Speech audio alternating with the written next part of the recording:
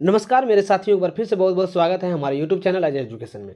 तो दोस्तों, आज के इस वीडियो में हम लोग जानेंगे जनगणना से रिलेटेड सभी जीके क्वेश्चन।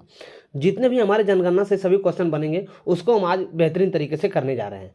तो जो भी हमारे चैनल पर नए हैं, एक बार लाइक सब्सक्राइब जरूर कर लीजिएगा और साथ में बेल आइकन को जरूर दबा लीजिएगा और वीडियो को अंत तक जरूर देखिएगा, क्योंकि बहुत ही इंपॉर्टेंट जीके क्वेश्चन इसमें शामिल है। तो आइए शुरुआत करते हैं आज का पहला सवाल से। तो आज का पहला सवाल ये है कि भारत में पहली जनगणना कब हुई थी। देखिए, भारत में पहली जनगणना जो हुई थी ये कब हुई थी? ये हुई थी 1872 ईस्वी में। कब हुई थी? 1872 ईस्वी में हुई थी, यानी कि ऑप्शन बी। चलिए क्वेश्चन नंबर 2। क्वेश्चन नंबर 2 है, भारत में पहली पूर्ण यानी नियमित जनगणना कब हुई थी? भारत में पहली और पूर्ण जो है नियमित जनगणना जो हुई थी ये कब हुई थी? तो ये वर्ष 1881 ईस्वी में हुआ था। कब हुआ था? वर्ष 1881 ईस्वी में हुआ था, यानी कि ऑप्शन बी। चलिए क्वेश्चन नंबर 3। क्वेश्चन नंबर 3 है, भारत में जनगणना कितने वर्षों में होती है? देखिए, भारत में जनगणना जो होती है ये कितने वर्षों में होती है? दोस्तों, ये होती है 10 वर्षों में। कितने वर्षों में होती है? 10 वर्षों में, यानी कि ऑप्शन सी। चलिए क्वेश्चन नंबर 4। क्वेश्चन नंबर 4 है, भारत की जनगणना किस मंत्रालय के अंतर्गत आती है? देखिए, भारत की जनगणना जो है किस मंत्रालय के अंतर्गत आती है? तो ये जो आती है ये गृह मंत्रालय के अंतर्गत आती है। किसके अंतर्गत आती है? गृह मंत्रालय के अंतर्गत आती है, यानी कि ऑप्शन बी। चलिए क्वेश्चन नंबर 5। क्वेश्चन नंबर 5 है, जनगणना का कार्य कौन करता है? देखिए, जनगणना का कार्य जो होता है ये कौन करता है? तो दोस्तों, जनगणना का जो कार्य करता है ये रजिस्ट्रार जनरल एवं जनगणना आयुक्त करता है। कौन करता है? रजिस्ट्रार जनरल एवं जनगणना आयुक्त करता है, यानी कि ऑप्शन सी। चलिए क्वेश्चन नंबर 6। क्वेश्चन नंबर 6 है, जनगणना भारत के किस अधिनियम के अंतर्गत होती है? देखिए, जनगणना जो होती है भारत के किस अधिनियम के अंतर्गत होती है? तो दोस्तों, ये होती है किस अंतर्गत को होती है? तो जनगणना अधिनियम 1948 के अंतर्गत होती है। किसके अंतर्गत होती है? जनगणना अधिनियम 1948 के अंतर्गत होती है, यानी कि ऑप्शन बी। चलिए क्वेश्चन नंबर 7। क्वेश्चन नंबर 7 है, स्वतंत्र भारत की पहली जनगणना कब हुई थी? देखिए, स्वतंत्र भारत की जो है पहली जनगणना जो हुई थी ये कब हुई थी? तो दोस्तों, स्वतंत्र भारत की पहली जनगणना जो हुई थी ये वर्ष 1951 में हुई थी। कब हुई थी? वर्ष 1951 में हुई थी, यानी कि ऑप्शन सी। चलिए क्वेश्चन नंबर 8। क्वेश्चन नंबर 8 है, भारत की नवीनतम यानी कि अंतिम पूर्ण जनगणना कब हुई थी? भारत की नवीनतम और अंतिम पूर्ण जनगणना जो हुई थी ये कब हुई थी? तो दोस्तों, ये हुई थी 2011 में। कब हुआ था? 2011 में हुआ था, यानी कि ऑप्शन बी। चलिए क्वेश्चन नंबर 9। क्वेश्चन नंबर 9 है, भारत में जनगणना किस प्रकार की होती है? भारत में जनगणना जो है किस प्रकार की होती है? तो दोस्तों, भारत में जनगणना जो होती है ये पूर्ण गणना होती है। कैसे होती है? पूर्ण गणना होती है, यानी कि ऑप्शन बी। ऑप्शन बी जो है इस प्रश्न का सही आंसर होगा। चलिए क्वेश्चन नंबर 10। क्वेश्चन नंबर 10 है, 2011 की जनगणना के अनुसार भारत की जनसंख्या कितनी थी? देखिए, 2011 की जनगणना के अनुसार अगर देखा जाए तो भारत की जनसंख्या कितनी थी? तो ये थी 121 करोड़ लगभग। कितनी थी? 121 करोड़, यानी कि ऑप्शन सी। चलिए क्वेश्चन नंबर 11। क्वेश्चन नंबर 11 है, जनगणना 2011 के अनुसार भारत का लिंगानुपात कितना था? देखिए, जनगणना 2011 के अनुसार भारत का लिंगानुपात अगर देखा जाए तो ये 943 था। कितना था? 943 था, यानी कि ऑप्शन सी। चलिए क्वेश्चन नंबर 12। क्वेश्चन नंबर 12 है, जनगणना 2011 के अनुसार साक्षरता दर कितनी थी? जनगणना 2011 के अनुसार जो है साक्षरता दर जो थी ये कितनी थी? तो दोस्तों, ये थी 74.04%। कितनी थी? 74.04% थी, यानी कि ऑप्शन सी। चलिए क्वेश्चन नंबर 13। क्वेश्चन नंबर 13 है, 2011 में सबसे अधिक जनसंख्या वाला राज्य कौन था? 2011 में सबसे अधिक जनसंख्या वाला जो है राज्य कौन था? तो दोस्तों, ये था यूपी राज्य था, यानी कि ऑप्शन देख लेते हैं कौन सा ऑप्शन में है यूपी, यानी कि ऑप्शन सी। ऑप्शन सी जो है इस प्रश्न का सही आंसर हो जाएगा। चलिए क्वेश्चन नंबर 14। क्वेश्चन नंबर 14 है, 2011 में सबसे कम जनसंख्या वाला राज्य कौन सा है? 2011 में सबसे कम जनसंख्या वाला राज्य कौन सा था?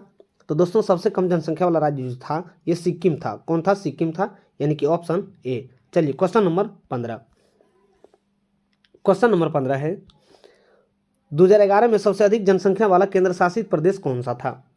2011 में सबसे अधिक जनसंख्या वाला केंद्र शासित प्रदेश कौन सा था?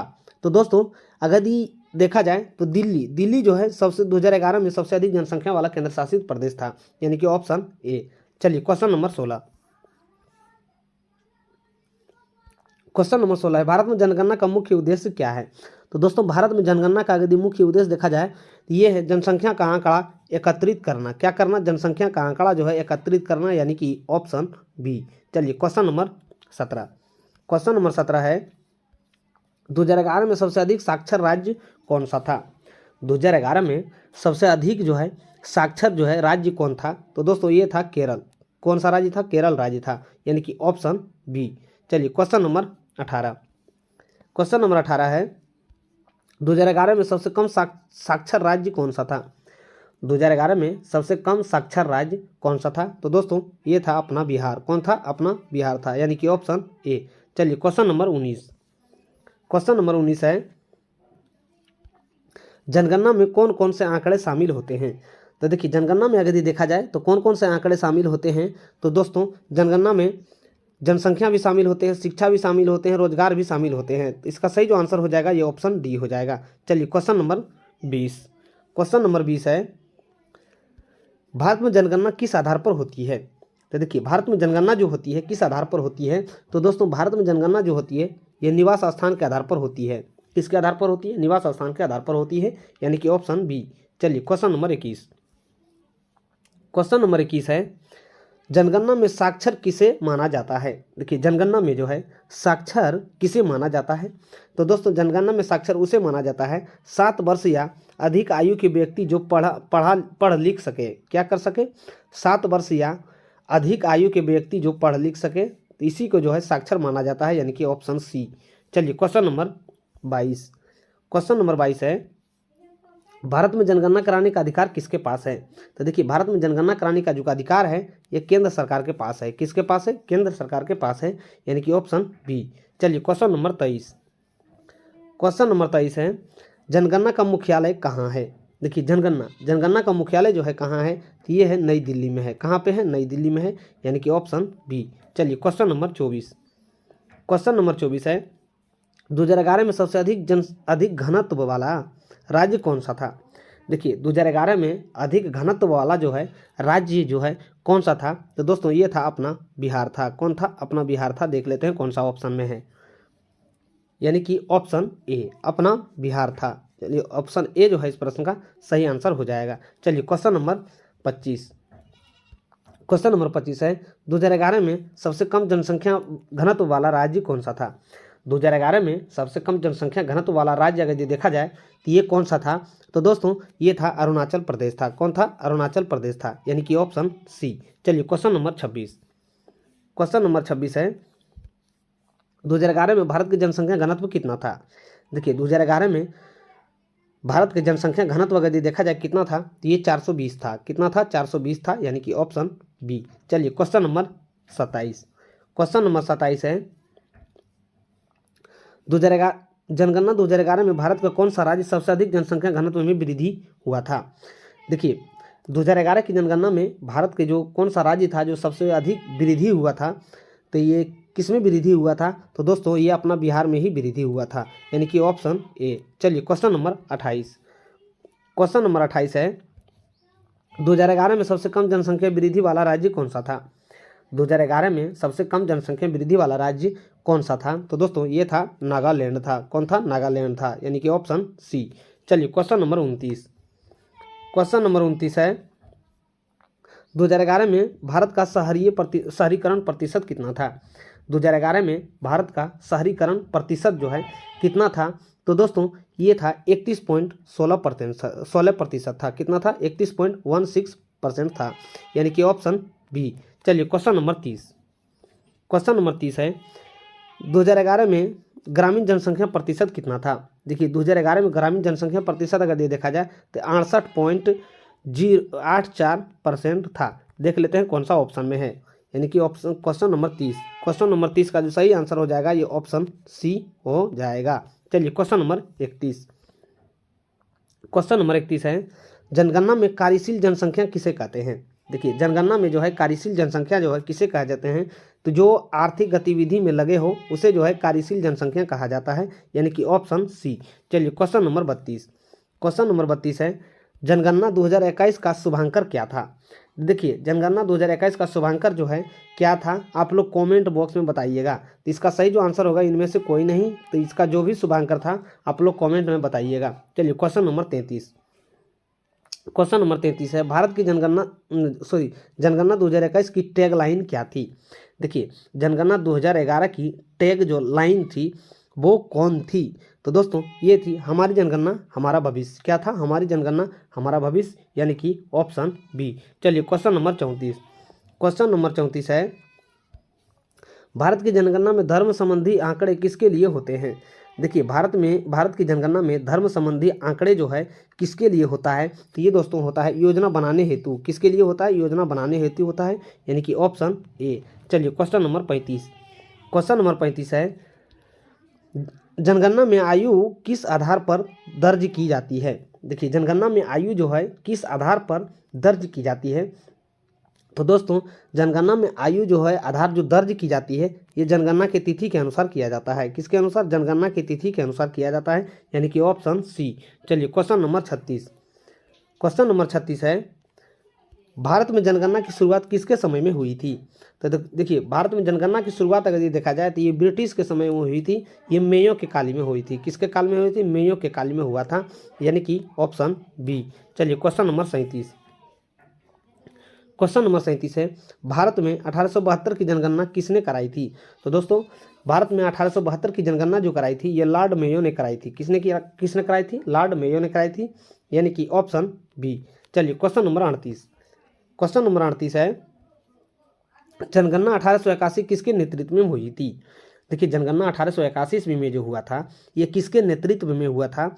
तो दोस्तों जनगणना 1881 का जो नेतृत्व हुआ था ये डब्ल्यू हंटर के समय में हुआ था। किसके नेतृत्व में? डब्ल्यू हंटर के नेतृत्व में हुआ था, यानी कि ऑप्शन बी। चलिए क्वेश्चन नंबर 39। क्वेश्चन नंबर 39 है, जनगणना में परिवार को क्या कहा जाता है? तो देखिए जनगणना में परिवार को अगर कहा जाए तो ये गृह कहा जाता है। क्या कहा जाता है? गृह कहा जाता है, यानी कि ऑप्शन डी। चलिए क्वेश्चन नंबर 40। क्वेश्चन नंबर 40 है, जनगणना में हाउस होल्ड का हिंदी अर्थ क्या है? देखिए जनगणना में जो है हाउस होल्ड का हिंदी अर्थ जो है क्या है? तो ये है परिवार और गृहस्थी है। क्या है? परिवार और गृहस्थी है, यानी कि ऑप्शन बी। चलिए क्वेश्चन नंबर 41। क्वेश्चन नंबर 41 है,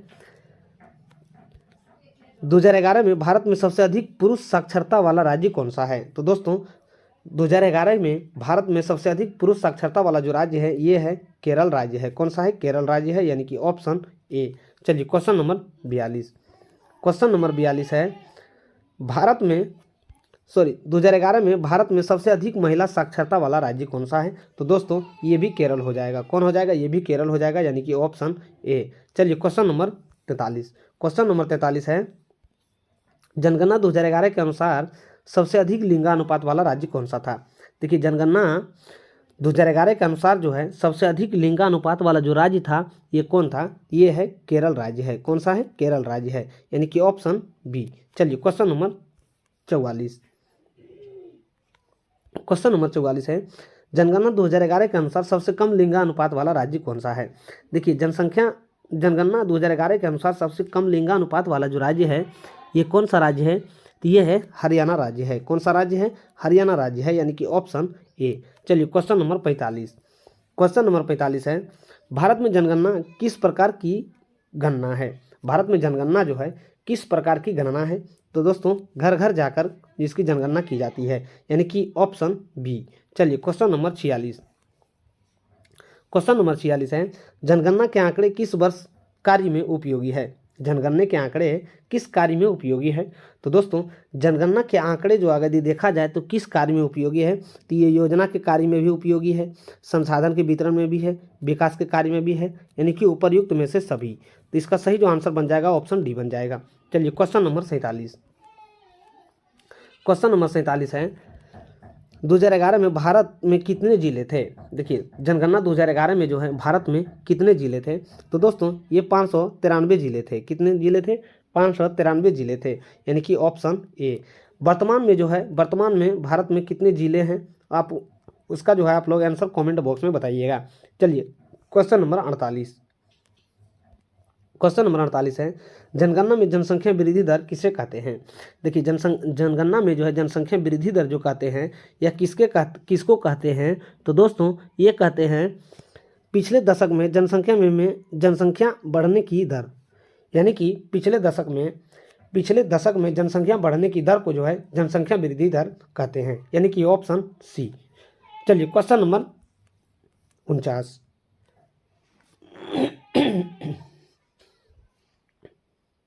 क्वेश्चन नंबर 49 है, जनगणना 2011 में भारत की जनसंख्या वृद्धि दर 2001 से लेकर 11 तक कितनी थी। तो दोस्तों ये थी 17.64%। कितनी थी? 17.64% थी, यानी कि ऑप्शन सी। चलिए क्वेश्चन नंबर 50,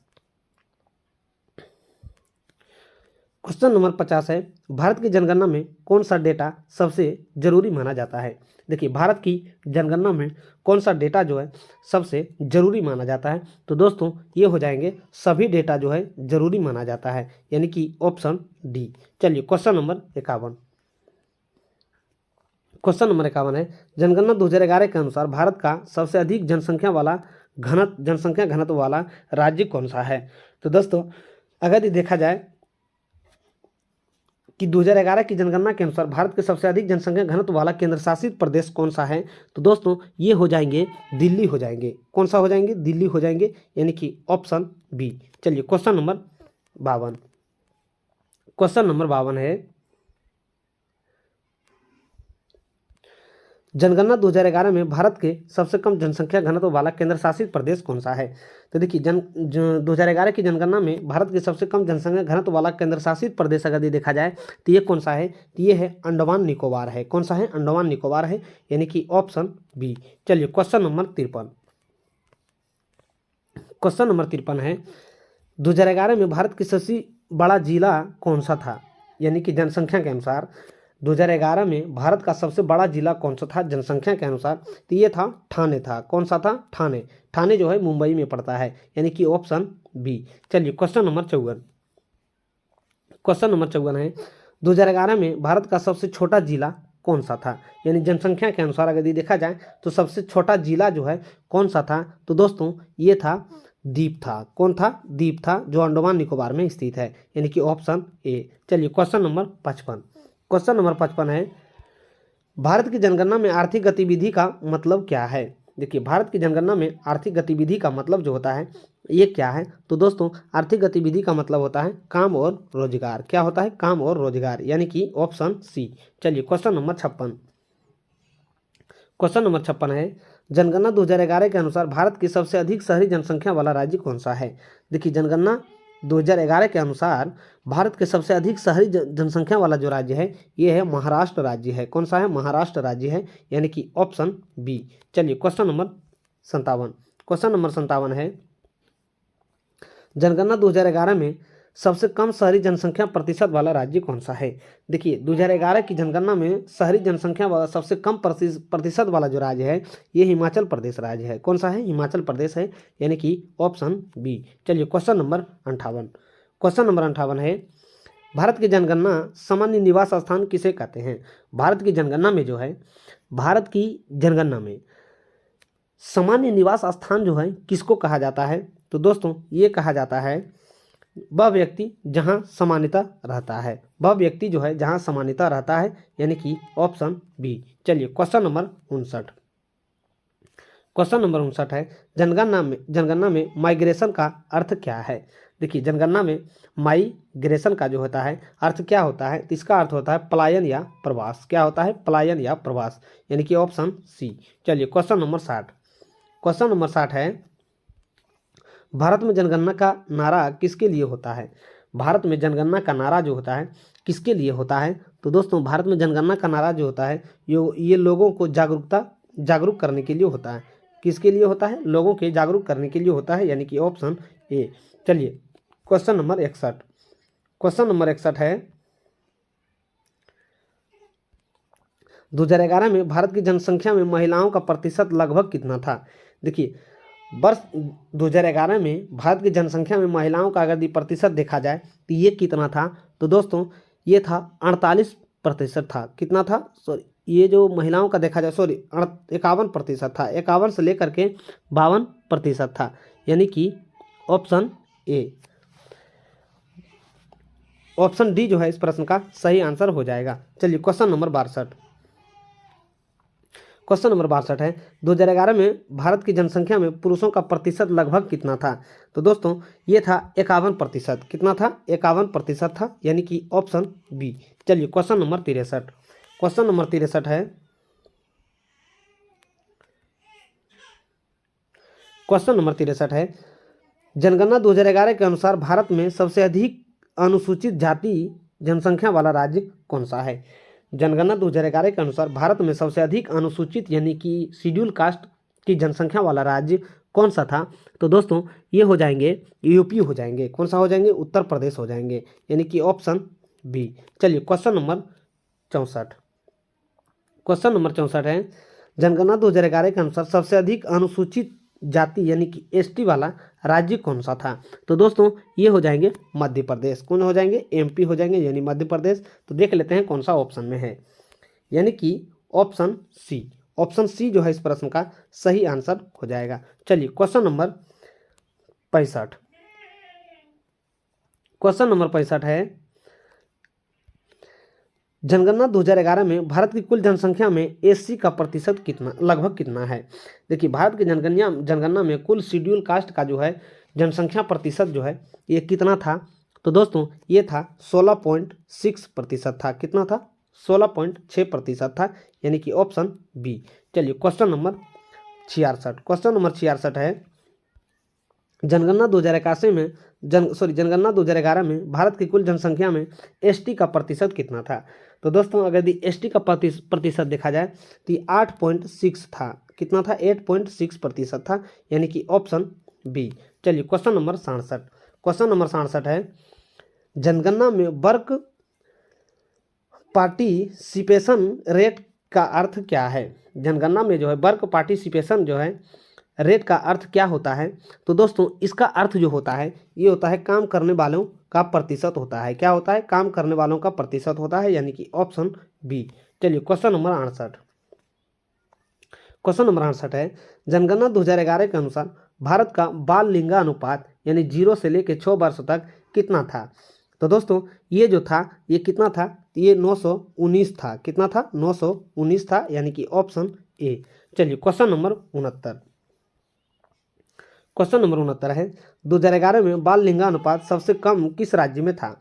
2011 के जनगणना में जो है बाल लिंगानुपात जो है सबसे कम जो है किस राज्य का था? तो दोस्तों ये था हरियाणा राज्य का था। किस राज्य का था? हरियाणा राज्य का था, यानी कि ऑप्शन बी। चलिए क्वेश्चन नंबर 70। क्वेश्चन नंबर 70 है, 2011 में बाल लिंगानुपात सबसे अधिक किस राज्य में था? देखिए 2011 में जो है बाल लिंगानुपात जो है सबसे अधिक अगर देखा जाए तो ये जो है मेघालय राज्य में था। कहाँ था? मेघालय राज्य में था। देख लेते हैं कौन सा ऑप्शन में मेघालय है, यानी कि ऑप्शन सी। ऑप्शन सी जो है इस प्रश्न का सही आंसर हो जाएगा। चलिए क्वेश्चन नंबर 71। क्वेश्चन नंबर 71 है, भारत की जनगणना में लिटरेसी की गणना किस आयु से होती है? यानी कि भारत की जनगणना में जो है लिटरेसी की गणना किस आयु से होती है? तो दोस्तों ये लिटरेसी की गणना जो होती है ये 7 वर्ष की आयु से होती है। किसकी आयु से होती है? किस आयु से होती है? 7 वर्ष की आयु से होती है, यानी कि ऑप्शन सी। चलिए क्वेश्चन नंबर 72। क्वेश्चन नंबर 72 है, जनगणना में मेन वर्कर किसे कहते हैं?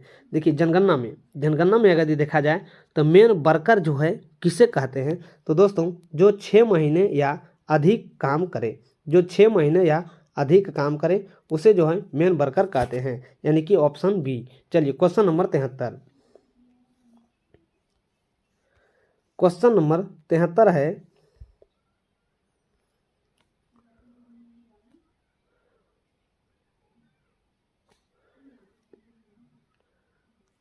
चलिए क्वेश्चन नंबर 73 है, जनगणना में मेरिजिनल वर्क किसे कहते हैं? देखिए जनगणना में जो है मेरिजिनल वर्क जो है किसे कहते हैं? तो जनगणना में यदि मेरिजिनल वर्क देखा जाए, जो 6 महीने से काम करे उसे जो है मेरिजिनल वर्क कहते हैं, यानी कि ऑप्शन बी। चलिए क्वेश्चन नंबर 74। क्वेश्चन नंबर 74 है, जनगणना 2011 में भारत का सबसे अधिक साक्षर केंद्र शासित प्रदेश कौन सा है?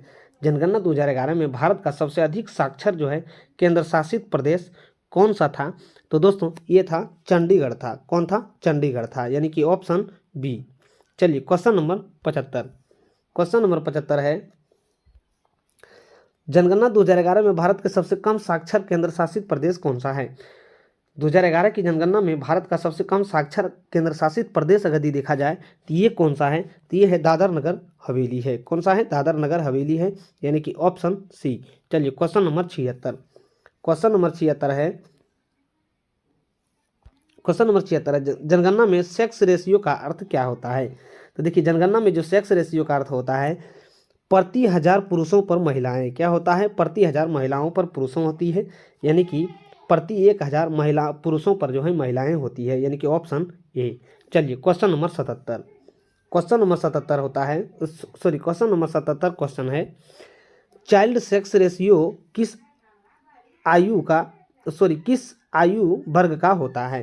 देखिए जनगणना में जो है चाइल्ड सेक्स रेशियो जो है किस आयु वर्ग का होता है? तो दोस्तों ये होता है 0 से लेकर के 6 वर्ष। कितना होता है? 0 से लेकर के 6 वर्ष, यानी कि ऑप्शन बी। चलिए क्वेश्चन नंबर 78। क्वेश्चन नंबर 78 है, जनगणना 2011 में भारत की जनसंख्या वृद्धि दर सबसे कम किस राज्य में थी? देखिए जनगणना 2011 में भारत की जनसंख्या वृद्धि सबसे कम अगर देखा जाए तो किस राज्य में थी? तो ये दोस्तों थी नागालैंड में। किस राज्य में थी? नागालैंड में थी, यानी कि ऑप्शन बी। चलिए क्वेश्चन नंबर 69। क्वेश्चन नंबर 69 है, भारत में जनगणना के आंकड़े किसके द्वारा प्रकाशित किए जाते हैं? देखिए भारत में जनगणना के आंकड़े जो है किसके द्वारा जो है प्रकाशित किए जाते हैं? तो दोस्तों ये किया जाते हैं रजिस्टर जनरल ऑफ इंडिया के द्वारा किया जाता है, यानी रजिस्टर जनरल ऑफ इंडिया, यानी कि ऑप्शन सी। चलिए क्वेश्चन नंबर 80। क्वेश्चन नंबर 80 है, जनगणना में हाउस का अर्थ क्या होता है? देखिए जनगणना में जो है हाउस का अर्थ क्या होता है? तो दोस्तों ये होता है घर या मकान। क्या होता है? घर या मकान, यानी कि ऑप्शन ए। चलिए क्वेश्चन नंबर 81। क्वेश्चन नंबर 81 है, जनगणना 2011 में सबसे अधिक महिला पुरुष अनुपात वाला केंद्र शासित प्रदेश कौन सा है? देखिए जनगणना 2011 में सबसे अधिक महिला पुरुष अनुपात वाला जो केंद्र शासित प्रदेश जो है ये कौन सा है? तो दोस्तों ये है पुडुचेरी है। कौन सा है? पुडुचेरी है, यानी कि ऑप्शन सी। चलिए क्वेश्चन नंबर 82। क्वेश्चन नंबर 82 है, जनगणना 2011 के अनुसार भारत में कुल परिवार लगभग कितने थे? यानी कि कुल परिवार यानी कि हाउस होल्ड्स जो है लगभग कितने थे? तो दोस्तों ये लगभग थे 24.6 करोड़ थे। कितने थे? 24.6 करोड़ थे, यानी कि ऑप्शन सी। चलिए क्वेश्चन नंबर 83। क्वेश्चन नंबर 83 है, जनगणना में अर्बन एरिया किसे कहते हैं? देखिए जनगणना में जो है अर्बन एरिया जो है किसे कहते हैं? तो ये कहते हैं नगर क्षेत्र को कहते हैं। किसको कहते हैं? नगर क्षेत्र को कहते हैं, यानी कि ऑप्शन बी। चलिए क्वेश्चन नंबर 84। क्वेश्चन नंबर 84 है, जनगणना 2011 में भारत में कितने नगर थे? यानी जनगणना 2011 में जो है भारत में अगर ये देखा जाए तो कुल कितने टाउन्स थे, यानी कुल कितने नगर थे? तो दोस्तों ये थे 5161 थे। कितने थे? 5161 थे, यानी कि ऑप्शन ए। चलिए क्वेश्चन नंबर 85। क्वेश्चन नंबर 85 है, जनगणना 2011 में भारत में कुल कितने गांव थे? जनगणना 2011 में भारत में कितने गांव थे, यानी कितने विलेजेस थे? तो दोस्तों ये कितने थे? लगभग 6.40 लाख थे। कितने थे? 6.40 लाख थे, यानी कि ऑप्शन बी। चलिए क्वेश्चन नंबर 86। क्वेश्चन नंबर 86 है, जनगणना में सेंसस टाउन क्या होता है? जनगणना में सेंसस टाउन क्या होता है? तो दोस्तों जनगणना में अगर देखा जाए तो सेंसस टाउन जो होता है ये जनगणना द्वारा शहरी क्षेत्र माना गया है, यानी कि जनगणना द्वारा शहरी माना गया क्षेत्र, इसको जो है सेंसस टाउन कहा जाता है, यानी कि ऑप्शन बी। चलिए क्वेश्चन नंबर 87। क्वेश्चन नंबर 87 है, भारत में जनगणना किस पद्धति से होती है? देखिए, भारत में जनगणना जो होती है ये किस पद्धति से होती है? ये दोस्तों होती है फुल काउंट मेथड के पद्धति से होती है। किस पद्धति से होती है? फुल काउंट मेथड की पद्धति से होती है, यानी कि ऑप्शन बी। चलिए क्वेश्चन नंबर 88, क्वेश्चन नंबर 88 है, जनगणना में डेंसिटी का अर्थ क्या है? देखिए, जनगणना में डेंसिटी का यदि अर्थ देखा जाए तो क्या है, तो प्रति वर्ग किलोमीटर जनसंख्या है। क्या है? प्रति वर्ग किलोमीटर जनसंख्या है, यानी कि ऑप्शन बी। चलिए क्वेश्चन नंबर 89, क्वेश्चन नंबर 89 है, 2011 में भारत के सबसे अधिक जनसंख्या घनत्व वाला राज्य कौन सा है? देखिए, 2011 में भारत का सबसे अधिक जनसंख्या घनत्व वाला राज्य यदि देखा जाए तो ये कौन सा है? तो ये है बिहार है, अपना बिहार है, यानी कि ऑप्शन ए। चलिए क्वेश्चन नंबर 90, क्वेश्चन नंबर 90 है, 2011 में भारत का सबसे कम जनसंख्या घनत्व वाला राज्य कौन सा है? देखिए, 2011 में भारत का सबसे कम जनसंख्या घनत्व वाला राज्य अगर है ये है अरुणाचल प्रदेश है। कौन सा है? अरुणाचल प्रदेश है, यानी कि ऑप्शन बी। चलिए क्वेश्चन नंबर 91, क्वेश्चन नंबर 91 है, जनगणना 2011 में सबसे बड़ा राज्य कौन सा है? क्षेत्रफल के अनुसार अगर देखा जाए तो जनगणना 2011 में सबसे बड़ा राज्य कौन सा है? तो दोस्तों ये है अपना राजस्थान है। कौन सा है? राजस्थान राज्य है, यानी कि ऑप्शन बी। चलिए क्वेश्चन नंबर 92, क्वेश्चन नंबर 92 है, जनगणना 2011 में भारत की सबसे बड़ी आबादी वाला शहर कौन सा है? जनगणना 2011 में भारत की सबसे बड़ी आबादी वाला जो है शहर कौन सा है? तो दोस्तों ये है दिल्ली है। कौन है? दिल्ली, यानी कि ऑप्शन बी। चलिए क्वेश्चन नंबर 93, क्वेश्चन नंबर 93 है,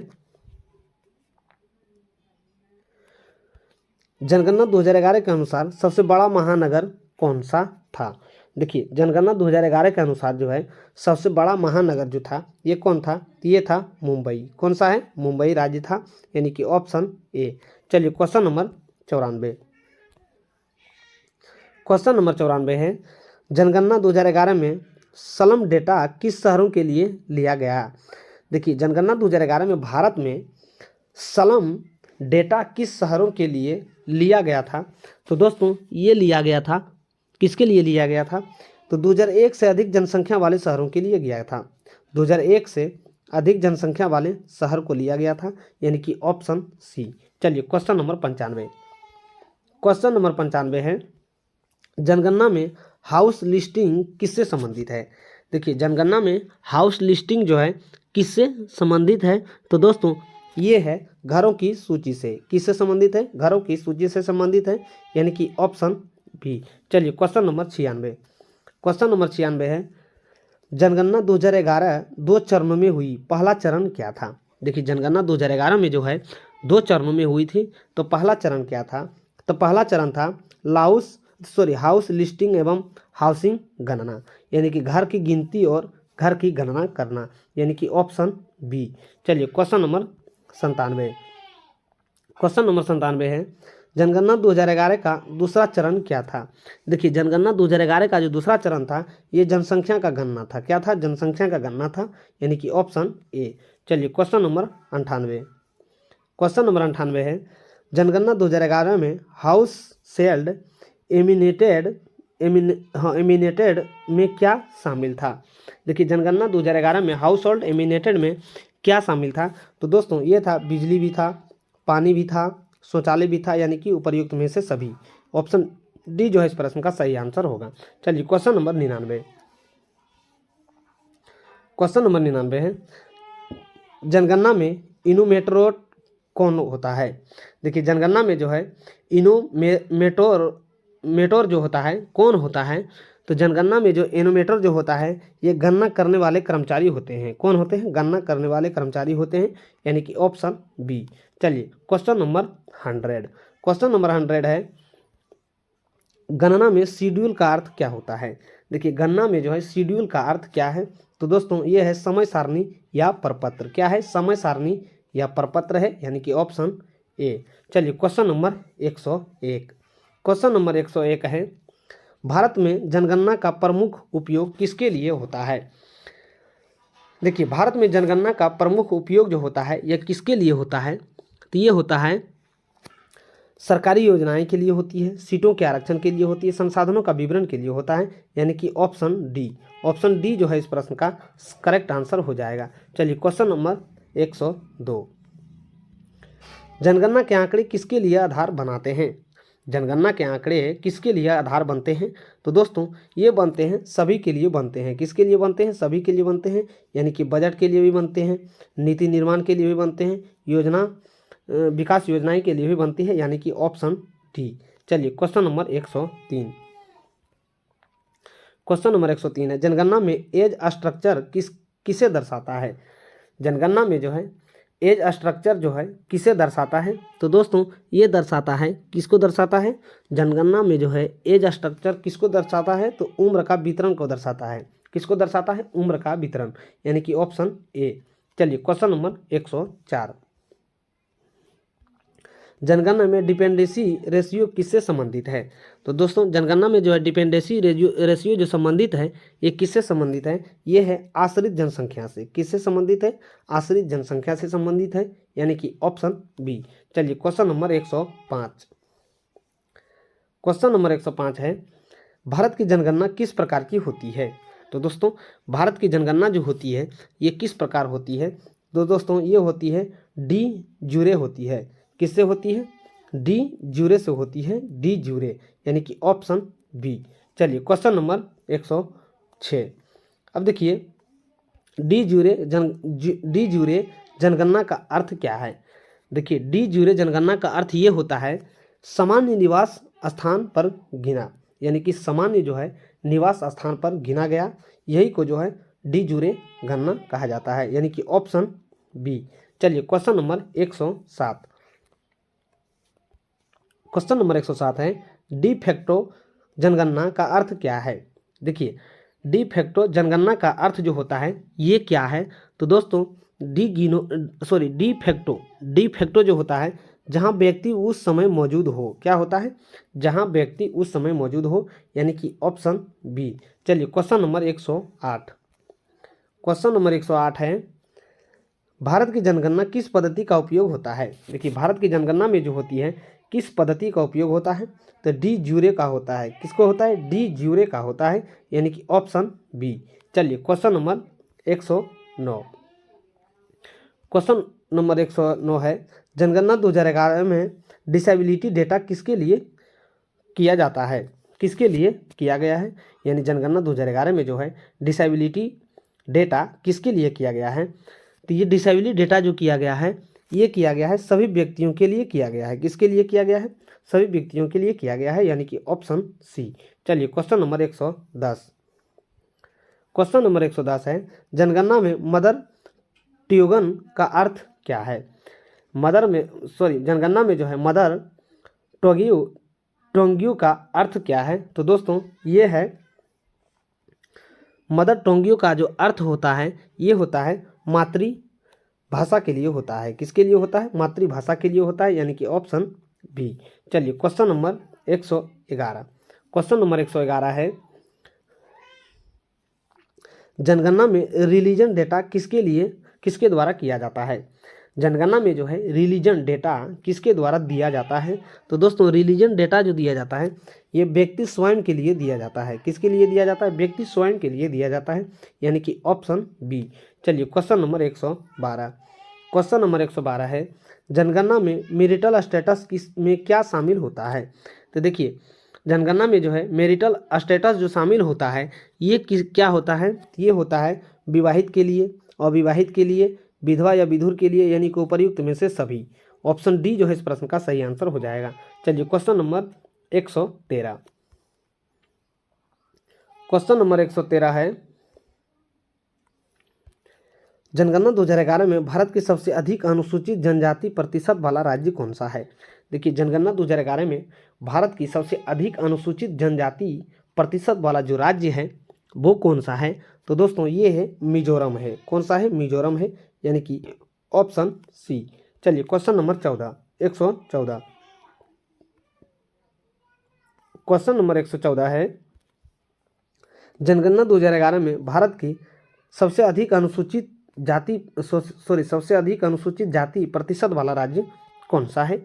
तो दोस्तों जनगणना 2011 के अनुसार भारत की सबसे अधिक अनुसूचित जाति वाली राज्य जो है ये कौन सा है? तो दोस्तों ये है पंजाब है। कौन सा है? पंजाब है, यानी कि ऑप्शन ए। चलिए क्वेश्चन नंबर 115। क्वेश्चन नंबर 115 है, जनगणना 2011 में भारत की कुल कार्यशील जनसंख्या लगभग कितनी थी?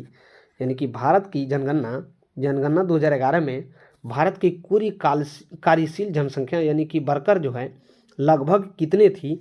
तो दोस्तों ये थी 48.2 करोड़ थी। कितनी थी? 48.2 करोड़ थी, यानी कि ऑप्शन सी। चलिए क्वेश्चन नंबर 116। क्वेश्चन नंबर 116 है, जनगणना में नन वर्कर कौन होता है? जनगणना में जो होता है नन वर्कर जो होता है कौन होता है? तो दोस्तों जनगणना में जो नन वर्कर होता है ये होता है काम न करने वाला होता है। क्या होता है? काम जो है नहीं करने वाला जो है नन वर्कर होता है, यानी कि ऑप्शन बी। चलिए क्वेश्चन नंबर 117। क्वेश्चन नंबर 117 है, जनगणना 2011 में भारत का सबसे अधिक कार्य सहभागिता दर वाला राज्य कौन सा है? देखिए जनगणना 2011 में भारत का सबसे अधिक कार्य सहभागिता दर वाला राज्य जो है ये कौन सा है? तो दोस्तों ये है अरुणाचल प्रदेश है। कौन सा राज्य है? अरुणाचल प्रदेश है, यानी कि ऑप्शन बी। चलिए क्वेश्चन नंबर 118। क्वेश्चन नंबर 118 है, जनगणना 2011 में सबसे कम सहभागिता दर वाला राज्य कौन सा है? जनगणना 2011 में सबसे कम कार्य सहभागिता दर वाला जो राज्य है ये है केरल राज्य है। कौन सा है? केरल राज्य है, यानी कि ऑप्शन बी। चलिए क्वेश्चन नंबर 119। जनगणना में सीनस कमिश्नर किस स्तर पर होता है? देखिए जनगणना में जो है सीनियस कमिश्नर जो है किस स्तर पे होता है? तो दोस्तों ये होता है राष्ट्रीय स्तर पे होता है। किस स्तर पे होता है? राष्ट्रीय स्तर पे होता है, यानी कि ऑप्शन सी। चलिए क्वेश्चन नंबर 120, यानी दोस्तों आज का लास्ट सवाल है जो हम 120 क्वेश्चन लेकर के आए थे। क्वेश्चन नंबर भी 120 है, भारत में जनगणना का सबसे महत्वपूर्ण आधार क्या है? तो दोस्तों भारत में जनगणना का सबसे महत्वपूर्ण आधार अगर यदि देखा जाए तो ये निवास है। कौन सा है? निवास है, यानी कि ऑप्शन बी। तो दोस्तों ये था हमारे जनगणना से रिलेटेड सभी इम्पोर्टेंट जीके क्वेश्चन। तो ये जितने भी जनगणना से क्वेश्चन एमसीक्यू बने हैं उसको जो है हम बेहतरीन तरीके से निचोड़ इसको निचोड़ करके बनाए हैं। तो मुझे उम्मीद है कि आप वीडियो को बहुत अच्छे तरीके से देखे होंगे और बेटर लगा होगा। तो मिलते हैं फिर दोस्तों नेक्स्ट वीडियो में नेक्स्ट टॉपिक के साथ। तब तक के लिए एक बार जय हिंद।